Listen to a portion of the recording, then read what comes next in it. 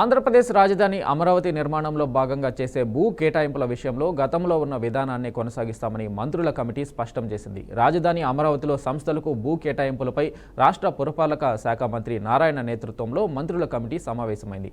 రాష్ట్ర మంత్రులు పయ్యావుల కేశవ్, కొల్లు రవీంద్ర, టీజీ భరత్, కందుల దుర్గేష్ సమావేశానికి హాజరయ్యారు.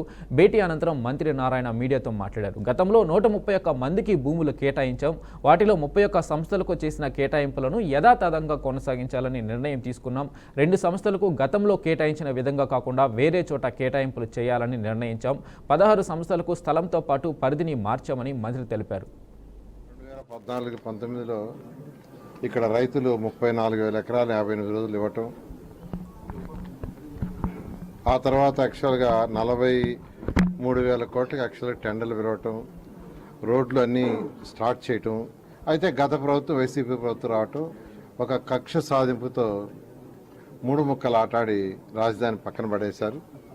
అయితే ఎలక్షన్స్కి ముందు అమరావతి రాజధాని ఇక్కడే కడతానని చెప్పడంతో వెంటనే ప్రభుత్వం రాగానే యాక్చువల్గా దాని మీద దృష్టి సాధించి అనేక లీగల్ ఇష్యూస్ ఉంటాయి. ఆ లీగల్ ఇష్యూస్ అన్నీ ఓవర్కమ్ కావడానికి మాకు దాదాపు 8 నెలలు పెట్టింది.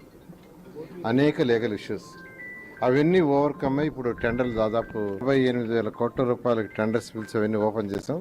వాళ్ళందరూ కూడా యాక్చువల్గా ఒక 2 డేస్లో అగ్రిమెంట్ చేసుకుంటున్నారు. వెంటనే వాళ్ళందరూ స్టార్ట్ చేయబోతున్నారు. ఈ నేపథ్యంలోనే వాళ్ళ గ్రూప్